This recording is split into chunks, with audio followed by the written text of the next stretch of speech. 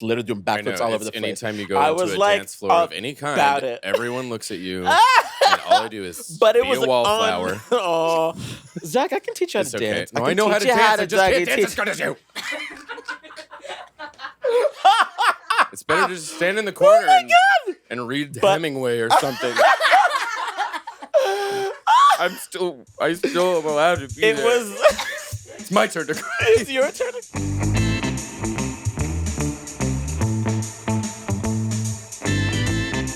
Third episode of Dirty Talk Show, and I've decided to scrap my entire intro I've been using because it was boring as fuck. But that's what it means to be an artist, right, kids? As Picasso once said, God, that really sucked. I should make another one, but like better. That's why he was so prolific. That's why? Yeah. So on this podcast, I bring a friend on. This time it's Jojo, but I'll get to that later. We talk about sex, we talk about romance, we talk about love, we talk about the lack of all of that, if that's how your life's going. And then we talk about organizations the guest is involved with and ways listeners can get involved. Then I make them narrate erotica I wrote based on scenes from pretty much any movie. It used to be rom-coms, but now I'm veering off steadily in different directions. But today, we'll be very carefully but stupidly doing an erotic parody of Spider-Man Into the Spiderverse, which proved to be so difficult to navigate morally while writing it because it's about a child. But I think I did. It's preteen. Yeah, but I think I did justice, and I think everyone's going to laugh. And Jojo's a great actor, so he's going to do it great. Aww. So here to get absolutely railed is one of my extremely closest, bestest friends in the world, Jojo Nwoko. Hello. Hi, everyone. Hi. That's how he actually talks. He talk like disguise that. His voice the rest of the time. Yeah. Hi. What's up? Hi. I'm excited. I'm going to describe you now. Jojo's one of the best actors, and dare I say persons I have ever known. He's appeared on the likes of The Kids Are All Right, The Affair, NCIS one of Los those Angeles, law things. and one of those law shows that are set here. Yeah. Just to name a few. He also does endless theater in LA, which is pretty fucking hard to make work. Hi. I try. I love you so much. I love you too.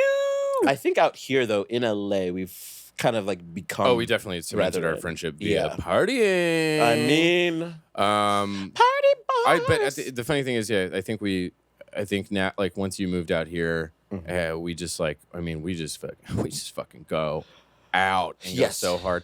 And in doing so, I spill my guts out to him. That's what I was gonna say. It's and he spills his guts out to There's been a lot of growth. Like have literally, you've been there. You've been there for me. And you're my brother now. It's funny. I have a white bro. That's what we say. I'm a black man. If you can't tell, you're my brother. This is on podcast. I'm a black man. Everybody, I'm a black man. If y'all didn't know. Well, we're being filmed. Not too. Cameras. But I guess, wait, Nita was explaining to me, like, it's a part of the package to see the videos. Yeah, exactly. Yeah. Absolutely. If y'all want to see this luscious black face, subscribe. Yay. Look at that. I did a little. Thank you so much. You are welcome. We don't have to do a plug later, which is great. Like, what is it? Are you addicted to drugs? Are you like, what are you, like a prostitute? Like, what are you? Are you gay? And I was just like, yeah. All three. I mean, but duh. I'm not a loser, Mom. I do it all. I'm an overachiever. I've been an overachiever my entire life. I'm on Molly and selling myself. And I'm doing it well. Right now. Girl. Yeah. No, like I didn't need that degree. Sorry. I didn't need it. And like I'm a dancer. Like I've been dancing since I was like 4. But the feelings that went through my body and the time I later had that entire ass motherfucking festival all looking at my fucking ass, literally doing backflips all over the place. Anytime you go into a dance floor of any kind, everyone looks at you. And all I do is be a wallflower. Oh, Zach, I can teach you how to dance. No, I know how to dance. I just can't dance as good as you. It's better to just stand in the corner and read Hemingway or something. I still am allowed to be there. It's my turn to cry. It's your turn to cry. I'll through a lot. I mean, in the Bronx, I was stopped and frisked, and it was scary, but also like hilarious because they were really cute. By the cop? The cop was cute? The cop was really hot. Cute cop. He was so You know that's not impossible. But he was really hot. But also, Napoleon like, they were looking really for drugs. And I'm like, millions of people. This is your next erotica. you were writing. Jojo gets confronted by sexy cops.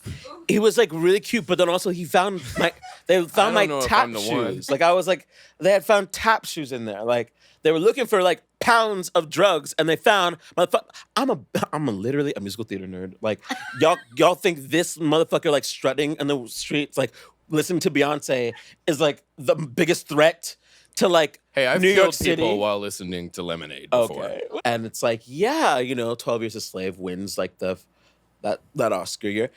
My first pilot season, I literally had like a shirt I kept in my trunk for Slave auditions. Like that's how many Slave pilots were coming in. Yeah. But I'm telling you how awkward it is to sit there in an audition having to do some of the most intense, like, no master, don't beat, like, intense. The hardest thing you can do. In front of like white people, all sitting there like judging you, like as you're trying to get a job. Right.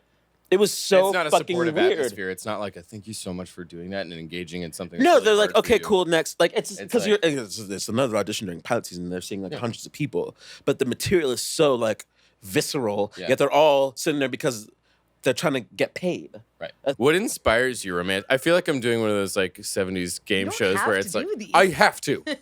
Because it's on the thing. It's on the iPad.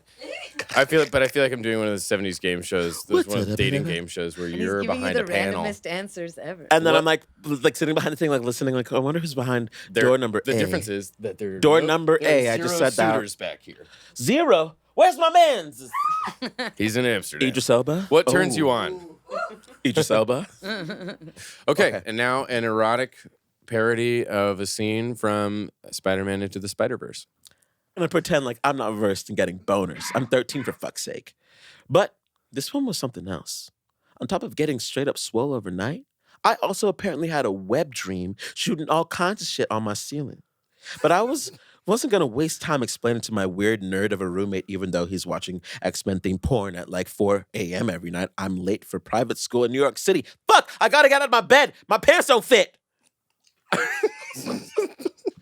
I think I hit puberty. I say out loud by accident. My roommate now thinks I'm weirder than he is, which is a situation I refuse to try and navigate at this moment. Like I said, dead ass, I'm fucking late for private school in New York. I'm from Brooklyn, New York. This movie set in New York City. Do you fucking understand that at this point? So...